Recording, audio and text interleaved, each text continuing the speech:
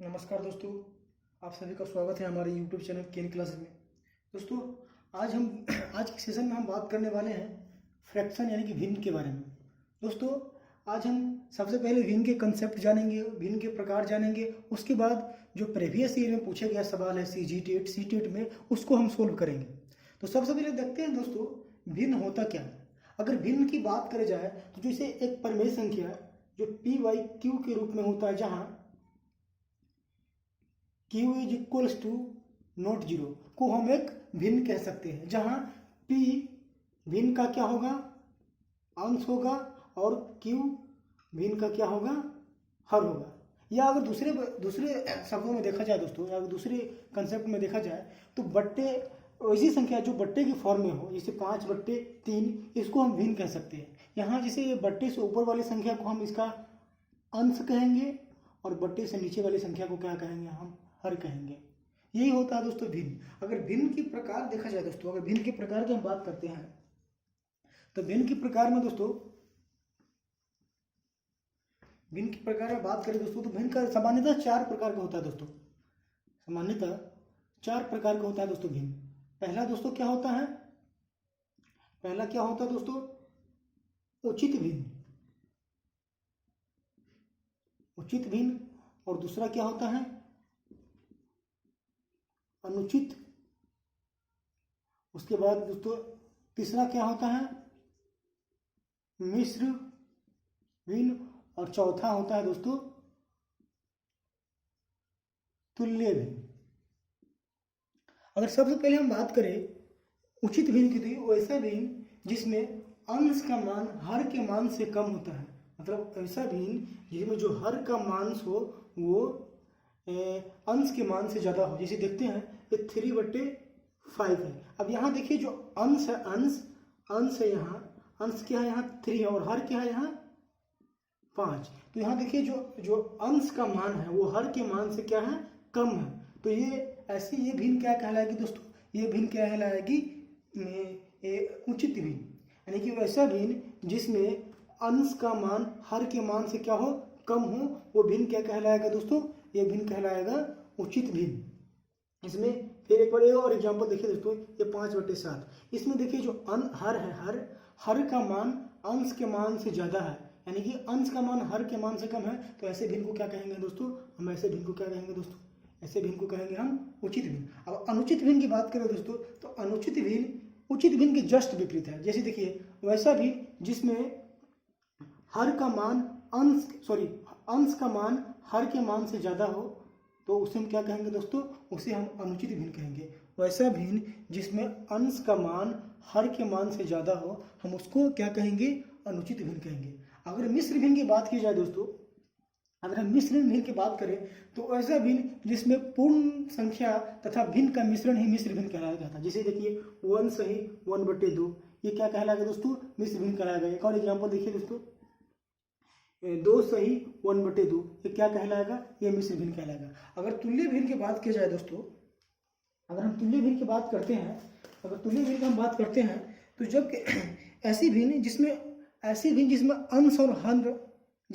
अंश और हर का तुलनात्मक अनुपात समान हो। मतलब ऐसी भिन्न जिसमें अंश और हर का तुलनात्मक अनुपात समान हो। जैसे कि देखिए इसी यहाँ 4/5 है, अब बराबर देखिए यहाँ 8/10 है, और बराबर यहाँ देखिए 12/15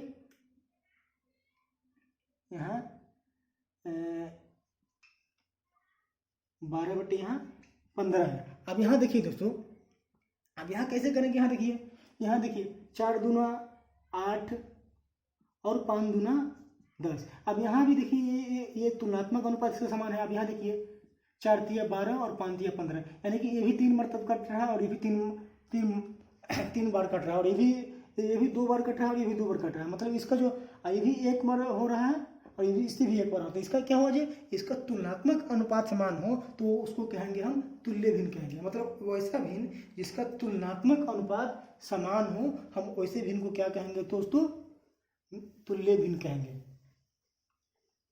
आशा करता हूँ कि आप लोग समझ गए होंगे भिन्न के प्रकार। एक बार और फिर से देख लेते हैं दोस्तों। जैसे उचित भिन्न हुआ दोस्तों, उचित भिन्न जिसमें अंश का मान हर के मान से कम हो। इसमें जो अंश हो वो हर से क्या हो, कम हो। उसके बाद अनुचित भिन्न में देख ले दोस्तों, अनुचित भिन्न में जो अंश का मान हो वो हर के मान से क्या हो, ज़्यादा होगा, यह कहलाएगा अनुचित भिन्न। और मिश्र भिन्न की बात करें दोस्तों तो मिश्र भिन्न होगा दोस्तों, इसमें 1 सही 2/5, ये क्या है कहलाएगा दोस्तों, ये मिश्र भिन्न कहलाएगा। और तुल्य भिन्न कहलाएगा जिसका तुलनात्मक अनुपात समान हो, वो कहलाएगा तुल्य भिन्न। अब बात करते हैं दोस्तों जो पिछले इस प्रश्न के, इस प्रश्न में कैसा हो सकता है, ऐसे नहीं कि भिन्न का तुल्य।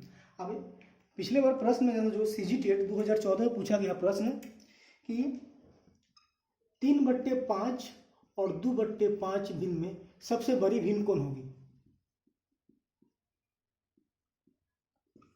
यानी कि इन दो भिन्न में हमको बड़ी भिन्न पूछ रहा है। तो कैसे करेंगे दोस्तों, या तो इसको क्या करेंगे, हम इस 5 से 3 में भाग देंगे, इस 5 से इस 2 में भाग देंगे, तो हो सकता है मे भी कि समय भी ज़्यादा लगे और मे भी गलत भी हो सके, क्योंकि हमें एग्जाम में दोस्तों प्रेशर रहता है और प्रेशर में जल्दबाजी में गलत होता हो। इसके लिए दोस्तों एक साधारण सा 2 ट्रिक आपके लिए बनाया गया हूँ। अगर 2 भिन्न पूछे, जैसे यहाँ देख लीजिए, यहाँ क्या था दोस्तों 3/5 और यहाँ क्या था 2/5। अब इसमें बड़ी भिन्न पूछ रहा है, इसमें क्या पूछ रहा है हमको, बड़ी भिन्न पूछ रहा है। तो इसको क्या करेंगे दोस्तों, इन दोनों को हम क्या करेंगे, तिर्य गुना कर देंगे।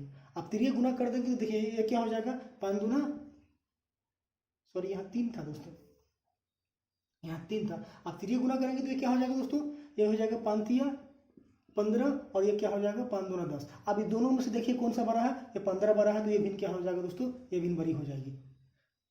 अगर ऐसा ही अगर दोस्तों दूसरा एग्जाम्पल देख लीजिए, इसी में अगर दूसरा एग्जाम्पल देखते हैं, इसमें अगर पूछ दे कि 3/7, 2/5, 3/7 और 2/5 में सबसे बड़ी भिन्न कौन होगा, इसमें बड़ी भिन्न पूछते हैं आपको, इसमें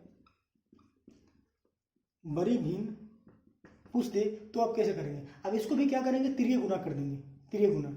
इसको भी क्या करेंगे, 5 तिया क्या हो जाएगा दोस्तों, ये 15 हो जाएगा। अब यहाँ होगा क्या हो जाएगा 7 दूना 14। तो इसमें भी क्या क्या बड़ी होगी दोस्तों, इन दोनों संख्या में कौन सी संख्या बड़ी है, ये बड़ी है, तो इसका मतलब हो क्या कि ये भिन्न बड़ी होगा दोस्तों, ऐसे ही होगा। अगर इससे भी समझ में नहीं आया दोस्तों तो इसके लिए क्या और सिंपल सा ट्रिक है, जो कि अगर आपको 2 से ज़्यादा संख्या दे दे, जैसे एक और क्वेश्चन देखिए, जैसे आपको दे दे कि 3/5, 2/5 और आपको 6/7, 9/10 और 8/9। अगर इसमें से पूछ दे कि सबसे बड़ी भिन्न तथा छोटी भिन्न, सबसे बड़ी भिन्न तथा छोटी भिन्न पूछ दिया आपको, इसमें से अगर आपको पूछ दे कि इसमें सबसे बड़ी भिन्न और सबसे छोटी भिन्न, तो इसमें कैसे तिर्य गुना, अगर तिर्य गुना करेंगे दोस्तों तो हमें समय ज़्यादा होगा और हो सकता है कि मे भी गलत भी हो जाएगा। सोल्व तो हो जाएगा लेकिन हम लग रहा होगा कि ये समय ज़्यादा लग जाएगा। तो इसके लिए क्या करना है, इसके लिए सिंपल सा ट्रिक याद रखिएगा दोस्तों, जो सिंपल सा ट्रिक है, ये ट्रिक आप याद रखिए। को क्या करना है, अंश में ना है, अंश में 0 लगा देना है, अंश में क्या लगाना है, 0 लगा देना है। इसके लिए ट्रिक है, ये जो अंश है, अंश उसमें 0 लगा देना है। अब देखिए यहाँ 3/5 है, तो यहाँ इसमें 0 लगाएंगे तो यहाँ क्या हो जाएगा 30 हो जाएगा। इसमें 2/5 है, यहाँ 0 लगाएंगे तो क्या हो जाएगा 20 हो जाएगा। यहाँ 6 यहाँ 0 लगाए तो 60 हो जाएगा, यहाँ 90 हो जाएगा और यहाँ 80 लग जाएगा। अगर हमको पूछ दे इन सब, अगर बहुत सारे भिन्न दे दे, अगर 2 भिन्न दे दे तो हम तिर्य गुना करके भिन्न को, सबसे बड़ी भिन्न पता कर लेंगे। लेकिन अगर हमें 2 से ज़्यादा भिन्न दे दे और उससे पूछे कि सबसे बड़ी भिन्न और सबसे छोटी भिन्न क्या होगा, तो उसके लिए हम क्या करेंगे, एक ट्रिक है कि अंश में हम क्या करेंगे 0 लगा देंगे। आप 0 लगा देंगे तो भाग देंगे तो क्या हो जाएगा, 6 पंचे 30 हो जाएगा, ये 4 पंचे 20 हो जाएगा। अब यहाँ क्या है 7 8 56। अब यहाँ 7 8 56 है तो हम यहाँ सिर्फ 56 तक ही, पॉइंट से पहले ही तक ही इसको निकालेंगे। अब यहाँ देखिए 9 10 के 90। अब यहाँ क्या हो जाएगा 9 8 बहुत, यानी कि हम पॉइंट से पहले ही अंक तक हम भाग देंगे, उसके बाद भाग नहीं देना हमको। अब इसमें देखिए, इसमें सबसे बड़ी भिन्न कौन है, इसमें सबसे बड़ी संख्या कौन है? इसमें सबसे बड़ी संख्या 9 है, तो ये क्या हो जाएगा? सबसे बड़ी भिन्न ये हो जाएगा। अगर इसमें सबसे छोटी संख्या क्या है? इसमें सबसे छोटी संख्या 4 है, तो सबसे छोटी संख्या क्या हो जाएगा? ये हो जाएगा। यही आपको ट्रिक याद रखना है दोस्तों।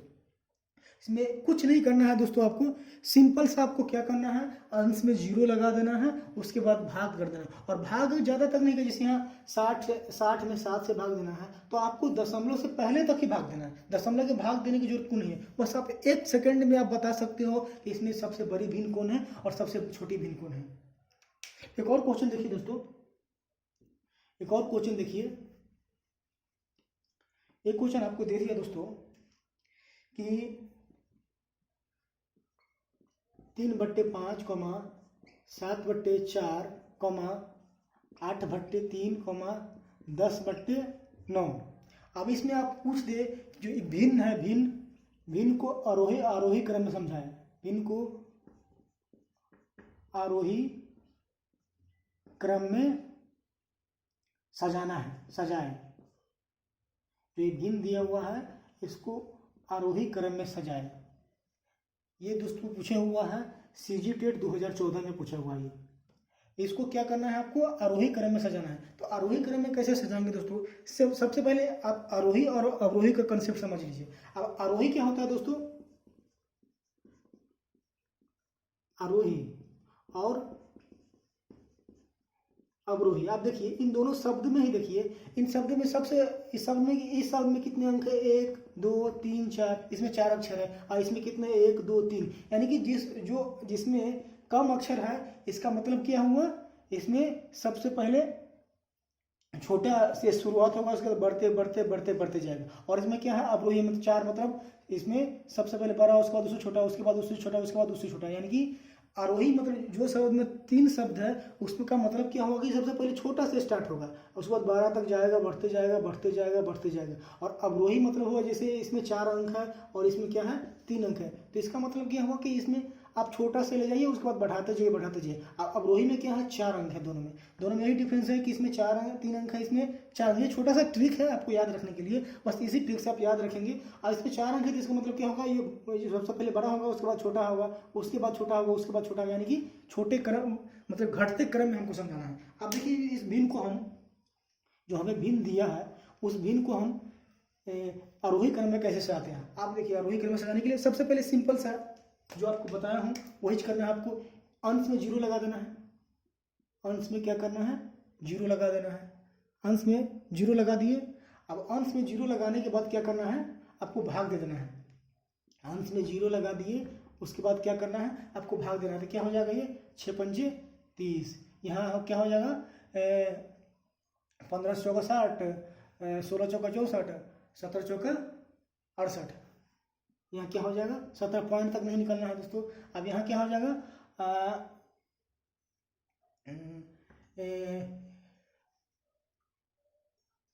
22 चौका 84, 21, 22 तिया 66, 25 तिया 75।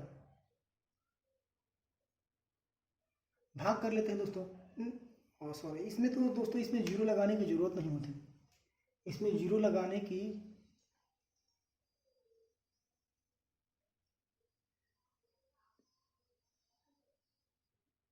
दोस्तों उस प्रश्न को आप आसानी से हल कर लेते, इसलिए उसको भी हटा दिया। दोस्तों उसमें 0 लगाने की जरूरत नहीं थी क्योंकि उसमें अंश ऑलरेडी भरा था, इसलिए उस प्रश्न को हटा दिया। अब अगर प्रश्न आपको दे दिए दोस्तों कि फिर से देखिए 3/5 और 2/5,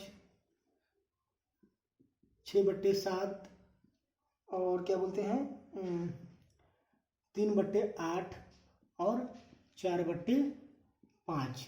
अब इसमें देखिए आपको इसको इसमें बोल दे आपको कि आपको आरोही क्रम में समझाना है। आरोही क्रम में सजाना है आपको। तो आरोही क्रम में सजाना है तो सिंपल वही ट्रिक आजमाएंगे दोस्तों। वही ट्रिक यूज कीजिए। उसमें क्या करना है आपको? जो अंश है उसमें अंश में क्या करना है? 0 लगा देना है। अंश में 0 लगा देना है। अंश में 0 लगा दीजिए। सिंपल सा ट्रिक। अंश में 0 लगा दीजिए। 30/8। अंश में 0 लगा दीजिए। 40/8। अब यहाँ भाग दे दीजिए तो क्या हो जाएगा? 6 पंचे 30 हो जाएगा। उसके बाद 4 पंजे 20 हो जाएगा।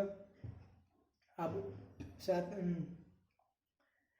इसमें भाग दीजिए, 7 से 60 में भाग दीजिए तो 7 9 63 यानी 7 8 68 7 8 56। बस 8 पॉइंट इसके बाद नहीं निकालना है दोस्तों, बस यहीं तक निकालना है। उसके बाद 8 3 24 8 3 24 यानी बस पॉइंट तक ही निकालना है, उससे आगे नहीं निकालना है दोस्तों। और 8 पंचे 40। अब इसमें देखिए सबसे बड़ी संख्या, सबसे छोटी संख्या क्या है? इसमें सबसे छोटी संख्या क्या है? 3 है। उसके बाद क्या है? उसके बाद 4 है। उसके बाद क्या है? उसके बाद सबसे पहले 3 है, उसके बाद क्या है? 4 है, उसके बाद 6 है, उसके बाद ये 8 है, और उसके बाद ये पॉइंट वाला लिखेंगे दोस्तों। इसके बाद ये पॉइंट वाला संख्या लिखेंगे, ये पॉइंट वाला संख्या लिखेंगे। आप देखिए, आप इसमें सब 3 के सामने कौन सी संख्या है? 3/8। यहाँ क्या हो जाएगा? 3/8। यहाँ क्या हो जाएगा दोस्तों? 3/8। उसके बाद 4 के सामने कौन सा संख्या है? 2/5, ये हो जाएगा। उसके बाद ये 6 के सामने क्या संख्या है दोस्तों? 3/5। उसके बाद ये पॉइंट सॉरी, ये 8 के सामने क्या है? इस 8 के सामने 4/5। और लास्ट में क्या है दोस्तों? 6/7। ये हो गया दोस्तों इसका आरोही क्रम। ये है दोस्तों इसका आरोही क्रम। इसी तरह दोस्तों और भी प्रश्न आएंगे। एक और प्रश्न है दोस्तों जो CGTET 2017 में पूछा गया है। एक प्रश्न है, देखिए जो दोस्तों जो CGTET 2017 में पूछा है कि 2/3, 3/5, 5/8 ये पूछा हुआ है। और इसमें पूछा क्या है? मैं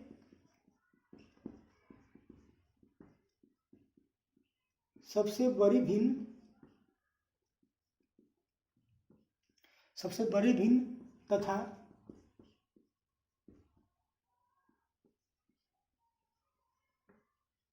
छोटी भिन्न में अंतर पूछा हुआ है।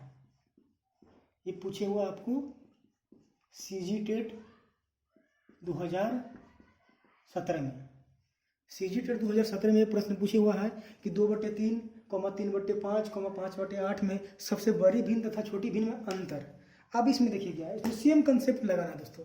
क्या कीजिए आप, जो हर है अंश है, अंश में 0 लगा दीजिए। उसके बाद अंश में 0 लगा दीजिए। फिर से क्या कीजिए? अंश में 0 लगा दीजिए। हो गया। अब भाग दीजिए। अब क्या हो जाएगा? 6 3 18। पॉइंट तक रहने दीजिए, पॉइंट के बाद आपको नहीं निकालना है। क्या हो जाएगा? 6 पंचे 30। उसके बाद क्या है? 8 छक 48। 8 छक 48। अब यहाँ देखिए, अब यहाँ आपसे पूछा हुआ है सबसे बड़ी भिन्न और सबसे छोटी भिन्न में अंतर। अब यहाँ सबसे बड़ी भिन्न और सबसे छोटी भिन्न क्या लेंगे दोस्तों? अब यहाँ देखिए, यहाँ ये जो पॉइंट है इसके बाद कुछ तो कुछ आएगा, तो यहाँ क्या हो जाएगा? सबसे बड़ी भिन्न यहाँ हो जाएगा, ये हो जाएगा, बड़ी भिन्न हो जाएगा। अब इन दोनों में सबसे अब दोनों भिन्न समान है, इसमें से कोई एक भिन्न ले लीजिए आप। इन दोनों में से आप दोनों का ये समान है, तो इन दोनों में से क्या कीजिए? कोई एक भिन्न ले लीजिए आप। अब इसमें से अगर कोई एक भी ले लेते, कोई सा भी ले सकते हैं क्योंकि ये दोनों समान है, तो कोई सा भी ले लेंगे तो क्या हो जाएगा? ये अब दोनों में अंतर पूछे हुआ है। अब दोनों में अंतर पूछे हुए तो पहले अगर सब समान आ जाए तो क्या करना है? हमको पॉइंट तक निकाल लेना है, पॉइंट के बाद भी निकाल लेना है। अगर दोनों समान नहीं आए तो हमें पॉइंट तक नहीं निकालना, पॉइंट तक निकालने की जरूरत नहीं है। लेकिन इसमें क्या है कि सबका सब समान आ गया है तो हमको पॉइंट तक निकालना पड़ेगा। तो यहाँ देखिए 6 3 18 क्या बच गया? फिर से 6 3 18 अब क्या बच गया? 2 बच गया। फिर एक 0 लेते हैं तो क्या हो जाएगा? फिर से 6 3 18 बच गया। फिर वही यानी कि 6 6 12 आ जाएगा, तो यहाँ क्या हो जाएगा? इसका अंतर क्या हो जाएगा? 0.6 हो जाएगा इसका अंतर। 0 पॉइंट क्या हो जाएगा दोस्तों इसका अंतर? ये, क्योंकि ये इसमें सबसे बड़ी भिन्न ये हो गया, छोटी भिन्न किसी एक को मान लेंगे हम दोनों में से, छोटी भिन्न किसी एक को मान लेंगे तो ये हो जाएगा इसका अंतर 0.1 हो जाएगा इसका अंतर। एक और प्रश्न है दोस्तों, देख लेते हैं बड़ी सही है कि नहीं गलत है। 6 3 18 20, हाँ ठीक है दोस्तों। इसका जो अंतर हो जाएगा 0.5 6 आ जाएगा। अब एक और प्रश्न है दोस्तों जो सीजी टेट 2014 में पूछे हुआ है। एक प्रश्न है दोस्तों जो सीजी टेट 2014 में पूछे हुआ है। इसमें दिया हुआ है कि 1/4 को निरूपित करने का कौन सा तरीका गलत है। इसमें 1/4 को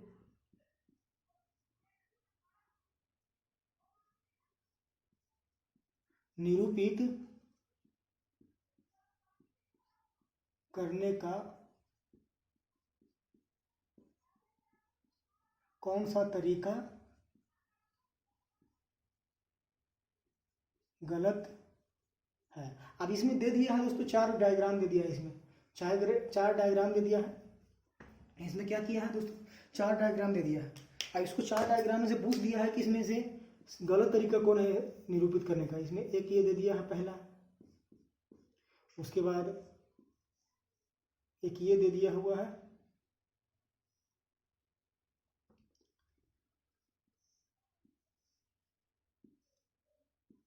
ये दे दिया हुआ, उसके बाद एक ये दे दिया हुआ है,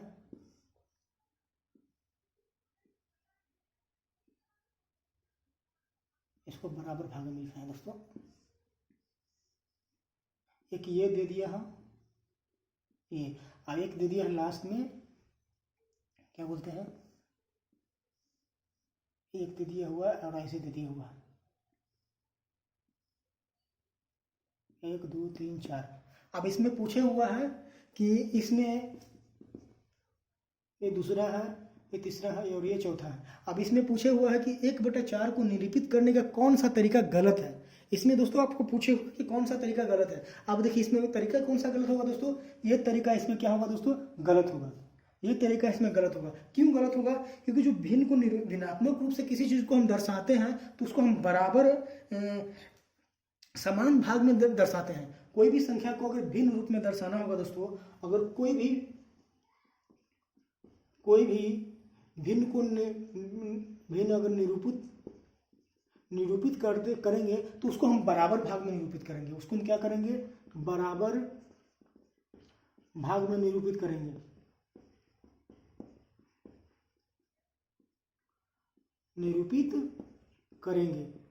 ये भिन्न का नियम है दोस्तों कि कोई भी अगर भिन्न को निरूपित करना है तो उसको हम बराबर भाग में निरूपित करेंगे। अब इसमें देखिए इसमें सब चारों साइड बराबर है, इसमें भी चारों साइड बराबर है, इसमें भी बराबर है, लेकिन इसमें क्या है, इसमें बराबर नहीं है। तो इसीलिए दोस्तों ये निरूपित करने का तरीका गलत है। क्यों गलत होगा, क्योंकि हम कोई भी भिन्न को दर्शाने के लिए उसको हम समान भाग में दर्शाते हैं, निरूपित करते हैं, इसीलिए ये तरीका गलत है दोस्तों। आशा करता हूँ दोस्तों ये वीडियो आपको पसंद आया होगा, और पसंद आया दोस्तों तो इस वीडियो को लाइक कर दीजिए और सब्सक्राइब कर दीजिए, और अपने सभी दोस्तों के साथ व्हाट्सएप फेसबुक ग्रुप में शेयर कर दीजिए ताकि ज़्यादा से ज़्यादा लोगों को लाभ मिल सके। धन्यवाद दोस्तों।